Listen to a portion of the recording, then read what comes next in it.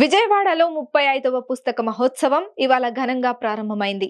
AP deputy CM Pawan Kalyan ముఖ్య అతిథిగా హాజరై ఈ బుక్ ఫెస్టివల్ ను ప్రారంభించారు. 11 రోజుల పాటు జరగనున్న పుస్తక మహోత్సవంలో భారీ ఎత్తున స్టాల్స్ కొలువుదీరాయి. ఇందులో పలు జాతీయ, అంతర్జాతీయ రచయితల రచనలు, నవలలు కూడా ఉన్నాయి.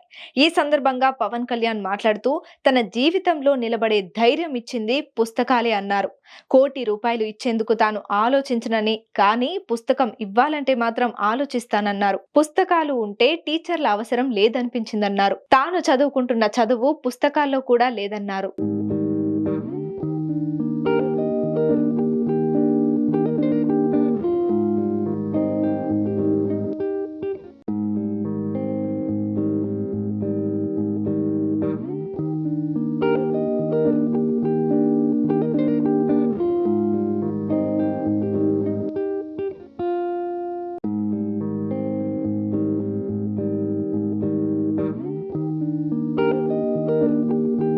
ఇప్పుడు ఇందాక నుంచి నా పరిస్థితి ఎలా ఉంది అంటే,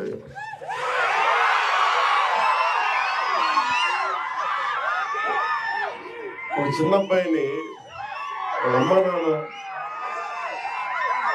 ఒక ఆట స్థలం, ఒక క్రీడా స్థలానికి తీసుకెళ్ళి కానీ, ఒక టాయ్ షాప్కి తీసుకెళ్ళి కానీ, ఒక బొమ్మల దుకాణానికి తీసుకెళ్ళి కానీ అతన్ని కూర్చోబెట్టి, అలాగే అతని కంట్రోల్గా పక్కన కూర్చోబెడితే వచ్చిందేమో బొమ్మలు చూడటానికి, కొనుక్కోవడానికి.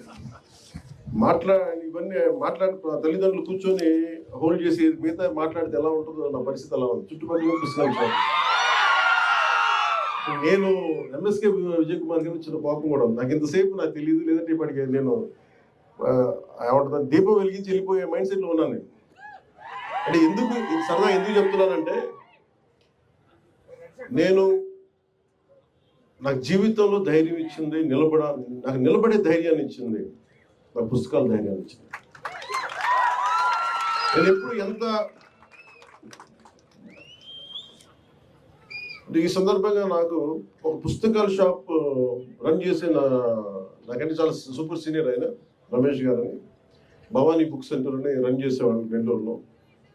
స్కూల్ అసైన్మెంట్స్కి, సోషల్ అసైన్మెంట్స్కి వెళ్ళి ఏవో కొనుక్కుంటా ఉండేవాడిని. అలాగే నాకు స్నేహం, ఆయన బుక్ షాప్ ఓనర్, నేనేమో 8th class, 7th class. So అది నాకు ఏం చేసింది, ఆయన బుక్ షాప్కి వెళ్ళి నేను కూర్చొని చదవటం, అది నాకు చాలా చాలా సహాయపడింది. దానికి ముందే నేను 5వ తరగతి నుంచో మాకు ఇంట్లో కొంత పుస్తక పఠనం అలవాటు. మా అమ్మగారి వల్ల, మా నాన్న వల్ల క్లాసిక్స్, మా అమ్మ వల్ల తెలుగు సాహిత్యం. సో ముఖ్యంగా నాకు ప్రభావితం చేసిన వ్యక్తులు అంటే, ఈరోజు నేను చాలాసార్లు అనుకుంటాను, డబ్బులు ఒక ₹1,00,00,000 ఇచ్చేయడానికి ఆలోచించను, కానీ ఒక పుస్తకం ఇవ్వాలంటే చాలా ఆలోచిస్తాను. అంటే పుస్తకాన్ని ఇవ్వాలి అంటే నిజంగా నా సంపదను ఇచ్చేసి, అంటే నా కర్ణుడి కవచకుండలాలు ఎలా కోసేస్తే బాధపడతాడో నాకు తెలియదు, కానీ నా పుస్తకం ఇవ్వాలంటే మటుకు చాలా కింద మీద పడిపోతాను. ఇవ్వాలి అందుకని ఏంటంటే, కొంతమంది అడిగినప్పుడు, ఈవెన్ నా పిల్లలు అడిగినప్పుడు కూడా వాళ్ళకి కావాలని ఇంకో కాపీ కొనిచ్చిస్తాను తప్ప నా పుస్తకాలు ఇవ్వడానికి ఇబ్బంది పడతాను. అంత మమకారం నా పుస్తకాలు. ఎందుకు ఇంత మమకారం అంటే, నా జీవితంలో ఎప్పుడు కూడా పుస్తకాలు అనేది, పుస్తక పఠనం లేకపోతే నేను ఏమైపోయేవాడిని అనిపిస్తుంది. నేను ఇంటర్వ్యూని కూడా ఎందుకు మధ్యలో ఆపేశానంటే, చదువుకోలేక కాదు, మార్క్స్ తెచ్చుకోలేక కాదు, బాగా చదివేవాడిని. కానీ ఎందుకంటే నేను కోరుకుంటున్న చదువు పుస్తకాల్లో లేదు, క్లాస్ రూమ్లో లేదు. అందుకు నేను ట్యాగూర్ గారి ప్రేరణతోటి, అంటే రవీంద్రనాథ్ ట్యాగూర్ స్కూల్కి వెళ్ళకుండా ఇంట్లోనే కూర్చొని నేర్చుకున్నారంటే, అది నేను కూడా ప్రేరణ తీసుకొని ఆయనలాగే చెట్లు, చేమలు, మొక్కలు చూస్తాం. మా దగ్గరికి అంత లగ్జరీ లేదు, పెద్ద ఉద్యానవనాలు లేవు. మాకు కూడా 2 రోజా మొక్కలతో కుండీల్లో చూస్తాం. పుస్తకాలు పెట్టుకొని, క్లాస్ పుస్తకాలు పెట్టుకుని రోజా పువ్వులు చూస్తూ ఉండిపోయాడు. ఎట్లా ఎగ్జామ్స్ ఫెయిల్ అవుతాం కదా ఖచ్చితంగా చూస్తూ ఉంటాం.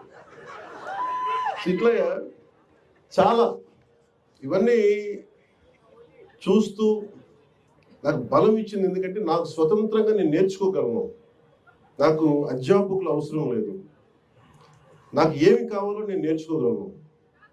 అది సైన్స్ కానీ, సోషల్ సైన్సెస్ కానీ, పాలిటిక్స్ కానీ, హిస్టరీ కానీ, నాకు వేరే టీచర్ అవసరం లేదనిపించింది. అందుకని నేను నా చదువు ఇంటర్లో వదిలేసి నేను చదవడం నేర్చుకున్నాను.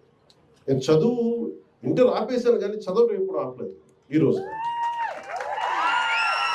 ఓడిపోయినా ఎందుకు శక్తి ఉంటుంది, ఓటమిలో కూడా ఎందుకు శక్తి ఉంటుంది అంటే, ఇందాక చెప్పాను కదా, books are the training weights of our mind అని. చదవటం వల్ల మనకి మానసిక శక్తి చాలా బలపడుతుంది. ఇది మామూలు బలం. నేను చాలా సంపాదించాను అని అనుకున్నప్పుడు నాకు నిజంగా సినిమాలు గొప్ప విజయం సాధించడం నాకు ఎప్పుడు ఆనందం కలగదు. మా వదిన కానీ మా అన్నయ్య దగ్గరికి వెళ్ళిన అంటే నాకు ఈ బుక్ ఫేర్కి రాగానే నాకు ఎక్కడో మద్రాసులో ఇప్పుడు చెన్నైలో ఒక తెలుగు ఇట్లాగే బుక్ ఫేర్కి వెళ్ళేవాడు. అక్కడ బుక్ ఫేర్ జరిగేది, తెలుగు సెక్షన్ కూడా ఉంది. అందులో రకరకాల పుస్తకాలు. అప్పుడు నేను కొన్నది మొదటిది దేవరకొండ బాలగంగాధర్ తిలకర్ అమృతం కురిసిన, అలాగే మార్క్ ట్వైన్ అనువాద ప్రచురణ, ఇవన్నీ కొనుక్కొని, అలాగే నండూరు రామ్మోహన్ రావు గారి విశ్వదర్శనం, ఇవన్నీ మనకి ఇంటికి వచ్చి ఎప్పుడు ఓపెన్ చేయాలి. అవి ఆ కొత్త పుస్తకాల వాసన అది మర్చిపోలేము. ఓపెన్ చేయగానే దానికి కొత్త సువాసన ఉండదు. అంటే వర్షం చినుకు పడ్డప్పుడు ఎండిపోయిన నేలకి మట్టి వాసన ఎలా ఉంటుందో, ఒక కొత్త పుస్తకాన్ని తీస్తే ఆ వాసన అది ఎంత మొత్తుగా ఉంటుందో ఒక పుస్తక ప్రియుడికి తెలుసు దాని భావం.